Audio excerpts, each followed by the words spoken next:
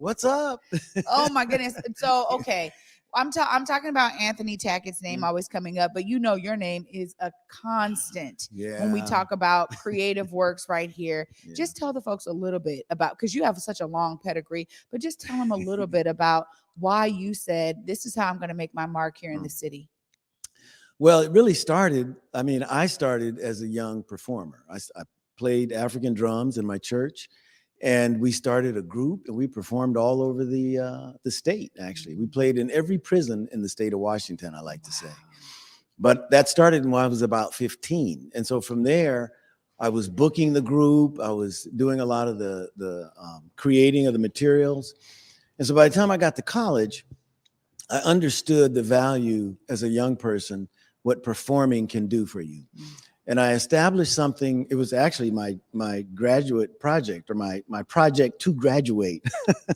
I called it DCM for the arts, and it stood for discipline, confidence, and motivation. And so my plan was to take this concept, take it back into my neighborhood where I grew up in the central area, Seattle, and use theater and creative arts to teach discipline, confidence, and motivation. So with every artist, you have to be disciplined, because you've got to have a regular routine of rehearsal or practice, or some discipline, right? With the work, you've got to be confident to get in front of people and do crazy stuff. And you have to be motivated.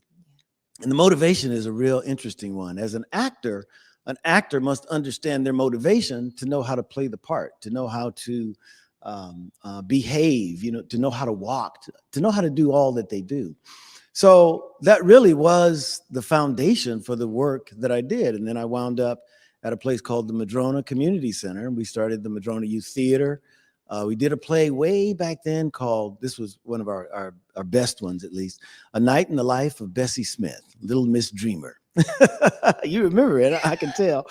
And Felicia Loud was in it. And it ran for 16 weeks, we like to say. And so it was a hit. But it was just a little basement and a little place where we did this production. From there, I went to Langston and wound up becoming the director of the cultural center there.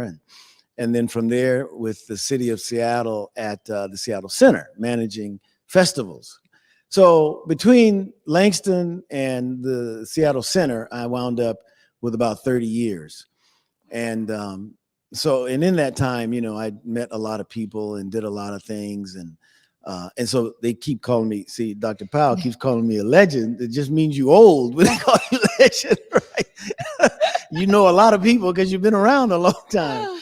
But really the idea was to then go back and teach. And then Dr. Powell comes up and asks me what I teach. I'm like, wow, Lord, you heard me, huh? So, and it really has been a blessing to be in there with the young people, because I know the power of the arts. And now I really know it because I've lived it. And I have the young people come up to me. Now they're old. They're like, they look like they're my age in some cases. And they come up and they say, Mr. Sneed, I really like what you taught me back in, whatever it was.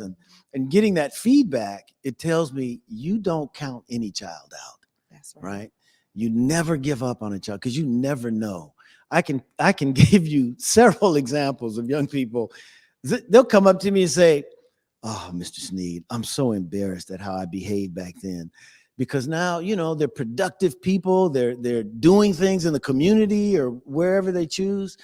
And it just tells me you don't count anybody out. Well, I got to say, this is something that resonates with many of us because we really experienced it. I'm one of those kids, and Jasmine Scott, my girl, every time I get to interview her, you are such a big factor of what we both shared as young people.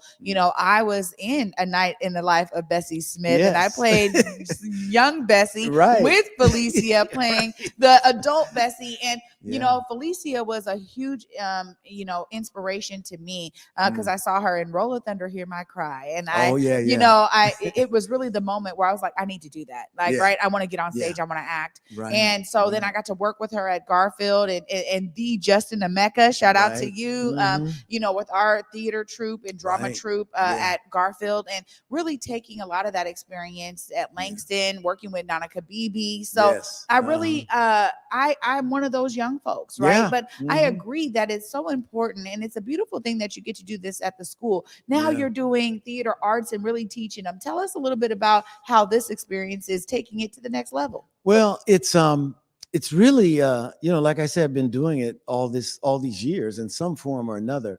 But in the school, you're in a school, right? And the kids come to school, and it's school. No matter what you call, what you got going on, it's still school. So you have to develop a relationship with them.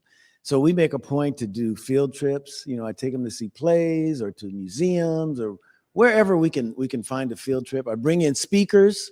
I like to have people come in and talk to the young people so they can see professionals. So we got to get you in there, right? We got to get you to come in, talk about, because I understand they're watching it right now. There we go. Yes, absolutely. So they're they exposure to the profession. And I have to say, exposing them to the profession, the arts and entertainment, it's just, that's what I do. So that's what I think we expose them to. But we have to understand the skills are transferable, right? Yeah. Even though, many of them may not be professionals at some point, but, the arts, it's an amazing thing because you don't have to be a professional to still practice in some way, to be involved. I don't even like the term professional because it makes you think something it's not real. Expression and being able to express yourself, whether it's writing poetry or being involved in making films. Like I've heard you say, you got a film project you're working on. And this is the creativity, especially for us as a people, it's a part of who we are and how we show up in the world.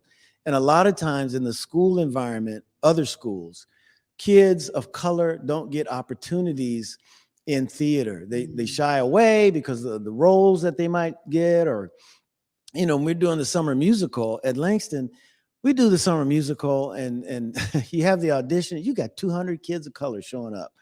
We got 60, and that's still a lot of parts. We got 60 roles and you got 200 kids of color. That's because they're not getting it in the other schools. They're not getting the opportunities. And so that's what we want to do at ATS. We want to make sure they get the opportunity to play any role they choose to play. They get to intern, and I want to make sure I talk about the intern opportunities. Right now, we've got interns at the Seattle Rep, at KEXP. We want to, we already know there's somebody interested in coming here, right? They're watching the thing and they're seeing you and they're saying, ooh, I want to do what she does. I want to learn about that. So that's what we do at the school, right? We help them see the possibilities and that they can do whatever they choose to do in this life. And it's transferable to anything they choose to do.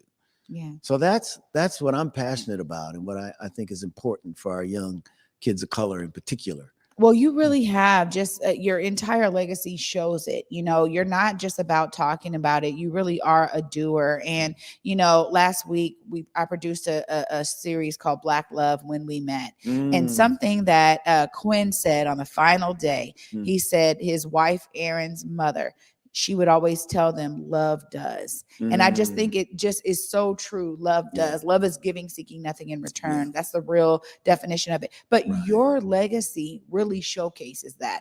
And one thing that I really appreciate about your approach was this open door policy you had at Langston that I think followed you at Seattle Centers, following you at ATS. It's this opportunity for young folks to connect with you and all that you've learned over the years so that they can understand, that they can see themselves in creative fields. It's so necessary. And I think we as a city of Seattle and really the state, we have an opportunity to really retain our talent here so that they don't feel that they have to go to these other markets. That's what I'm excited about, to really see flourish in the coming years. I know it's happening. We got the Soundstage Studios now at Harbor Island. Right. I've heard about that. So, those are three major Soundstage studios. And, they're starting to open up and open up opportunities, but they Right. also have a lens of equity, which Yeah. I think is so key. That's right. You have to Mhm. have that in order to ensure that those who are normally That's not included Mhm. are. And so Yes. I love how you made that message clear. I Oh, mean, if yeah. folks want to connect with you